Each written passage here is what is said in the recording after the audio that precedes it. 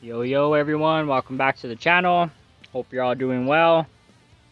And we are here with some Dragon Ball Z Kakarot. I was just wanting to just discuss a few things about the game.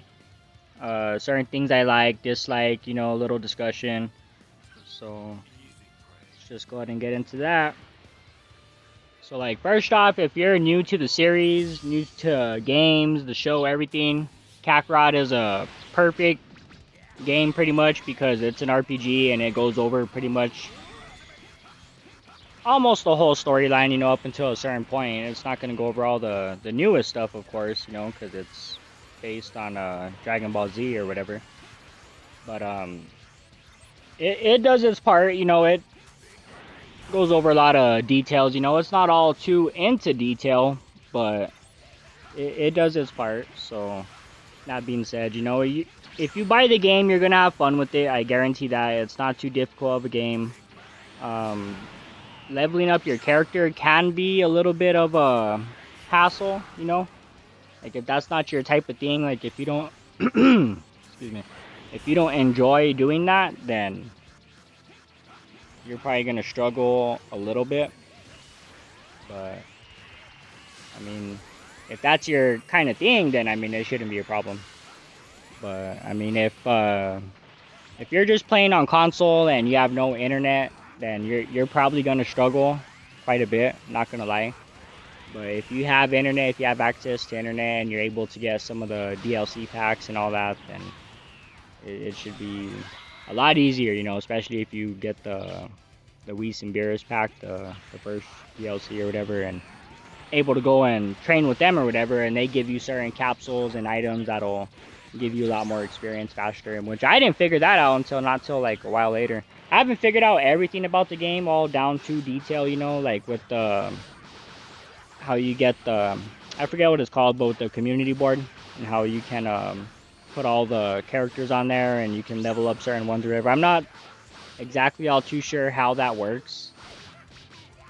All I know is that you can level up your character, and like you can't like level up certain stats. I guess it doesn't work like that. Like I guess they all level up simultaneously, pretty much. But like in Legacy of Goku 2, for example, because that was an RPG, but it was a Game Boy Advance game. But in that game, you got certain capsules that you can use. You can choose to use them, which I always saved mine. I saved every single one that I found in that game. To level up either your power, your strength, or your what is it, your defense? Because I don't think you didn't have one like for stamina and like certain things like that, But that game you were able to do that. In this one, not so much. You can unlock like certain tiers of moves, like a regular Kamehameha wave, then like a super, then so on and so forth.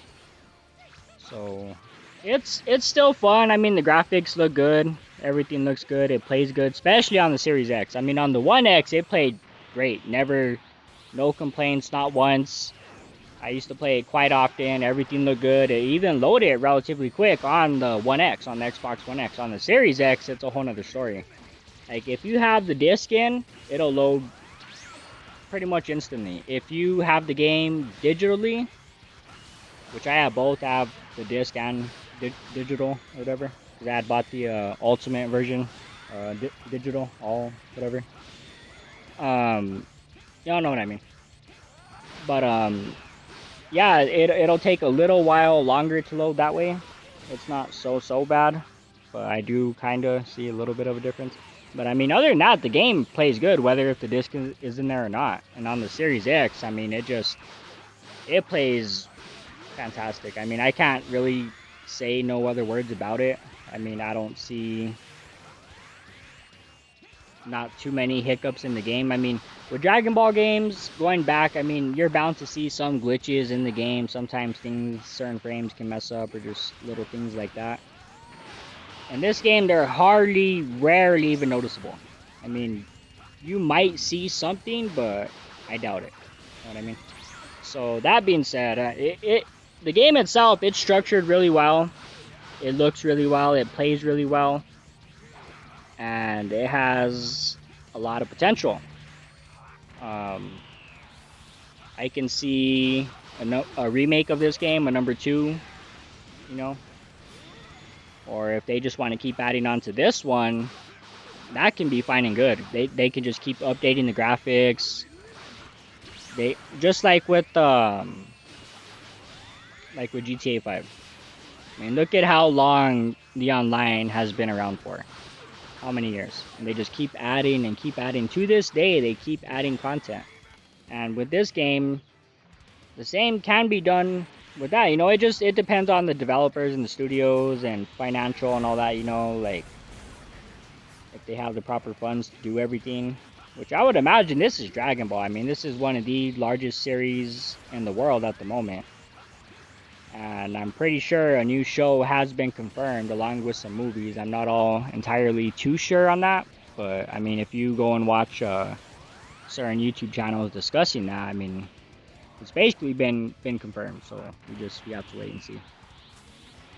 But, alright, so let's, I guess, get kind of into some negatives about the game.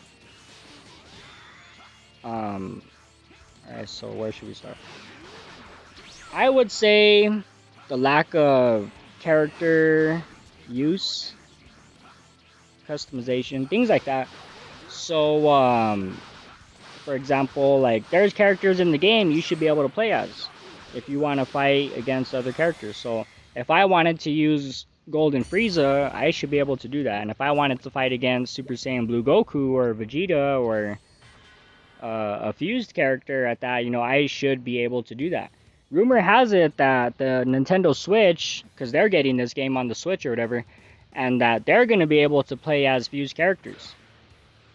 So, I mean, I'm happy for them. I mean, if that's going to be the case and they get to have that earlier, faster than what all the other console players do, then that's fine. I mean, as long as it's coming to the game, it's all fine and good.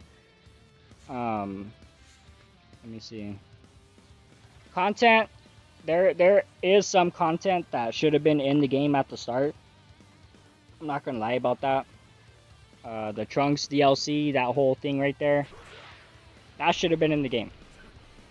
I mean, I'm still playing through it right now. I have recorded one video so far. I'm still, like I said, you know, I'm still playing through it. So I have a bunch of videos recorded right now that I need to upload. I'm gonna go ahead and get them all uploaded, and then I'll publish them on certain dates or whatever at certain specific times, and that upload will be coming out on for so many days, you know, at that time. So I still need to do that. But okay, so what was I saying? Lost my train of thought. Yeah, my state finally got legalized. Don't know what I mean. Illegal.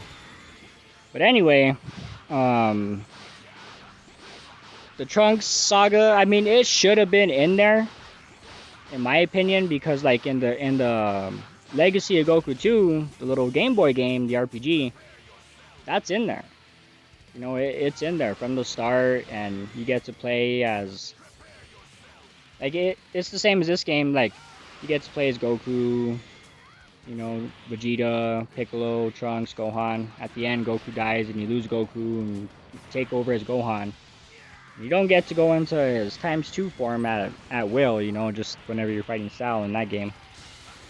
But, that honestly should have been in the game. I'm not saying that the DLC is going to be bad or anything. Like, alright, here's honestly one of my main problems with this game, is all the cutscenes. It's mainly all cutscene, which is what I was kind of disappointed in, like with this last video that I recorded, because I did like 2 fights and each of them lasted within under a minute. The video is pretty much almost 20 minutes long, and it's all pretty much cutscene. So yeah. To me, that's kind of disappointing, because like in Raging Blast 2, yeah, there's a movie on that game that you can go and watch at any time you want. You can record all your replays, rewatch those anytime you want. There's no cutscenes. What they have in that game, actually, they have pictures from all the different episodes and certain movies in the game. And honestly, I like that, you know. And then they have to where you can go and hear all the voice actors, and you can read up on some stories on a lot of the characters and stuff. And to me, that's just, it's more interesting. So like in the game itself for Raging Blast 2, you have your galaxy mode to where you have to play as each character and you got to go in there and beat all their quests, each of their matches. Some of them kind of correspond together. So for example, like a few characters that are part of the Ginyu Force, if they got to fight some other characters, you know, like don't matter which character you're playing as, if they're part of a team, if you beat a fight with that one character, it'll count for all of them. And only so many fights are like that. It's not all of them, but then you have your battle zones, of course, which a lot of Dragon Ball games are like that. They have like the tier list pretty much to where you gotta start from the top, work your way down to the bottom, or just vice versa, whatever, you know. Like in Budokai Tenkaichi, you have to fight all the characters. And as soon as you get to number 1, who is Goku, his base form, which is the hardest character to beat in that game. Same thing with the battle zones, you know, Goku's number 1, except in this game, in Raging Blast 2, you have your alternate routes, so you actually get to fight another character if you go ahead and do the alternate route or whatever. But with this game right here, Kakarot, I mean, the graphics look good, it plays good. If they can add some more characters, maybe character customization, that would be fine with me. Because like with the DLC content, like that's content that should have been in the game already. Like they ought to just update the game and it's added in there for free for everyone to play. Like to me, that'll sell more copies. More people will be more inclined to buy the game if it's that way. If they have like character customization or like certain customization mods like that, like to where you can you know, just buy stuff for your characters, like that's all fine and good. That's all fine and good. It's whenever the game lacks content, then they go and add content for a price to where that should have been in the game already. So like everything, all the content that they've added into the game so far, that's something that should have been in there as soon as the game started. But yet they made us pay for it. So to me, it's really unfortunate. You know, I hope games don't continue to be like that in the future. I mean, I think they would sell better if they weren't to do that, if they were to just go ahead and add the content regularly.